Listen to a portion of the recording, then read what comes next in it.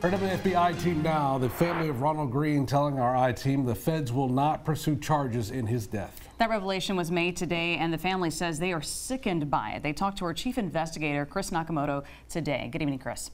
Good evening, Liz and Greg. The family of Ronald Greene tells me they have been slapped in the face yet again by a lack of justice they thought might be coming.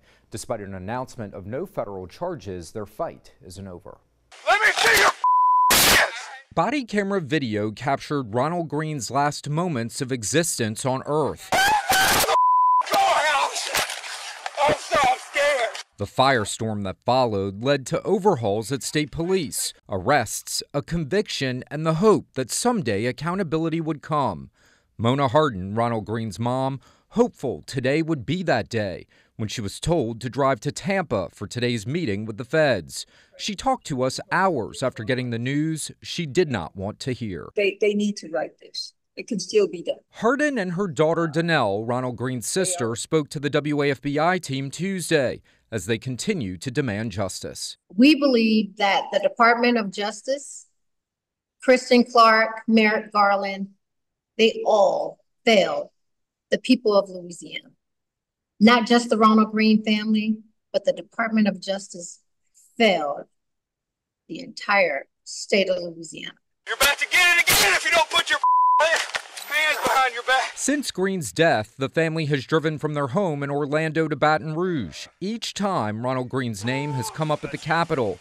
Their longtime attorney, Ron Haley, who no longer represents the family, says today is a tough day. It's a travesty. The fact that after all this time, after being pulled and dragged along, hoping to get some semblance of justice, other than the civil system, looks like the family is not going to get justice through the criminal courts via state court and now the federal court refusing charges. Haley has been with the Greene family every step of the way, through public appearances and all the tribulation that followed. A number of indictments came at the end of 2022, but one by one, those slowly were dismissed. Corey York, a state trooper, was initially charged with negligent homicide, but entered a plea agreement with state prosecutors involving multiple batteries instead. What is alarming to me, I think what should also be alarming to the citizens of the state, is that how these officers were able to get away with this. These intentional acts, everyone in the world saw the video. Nobody could say it was an accident or negligent or some type of mistake. This was a very intentional act done by these officers. Did they intend to kill him?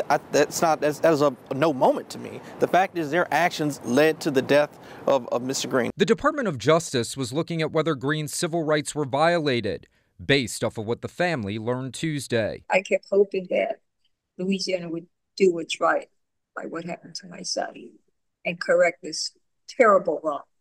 I was hoping for that, and it did not happen. Although they weren't happy with today's outcome, significant changes have been made at state police following the exposure of what happened to Ronald Greene.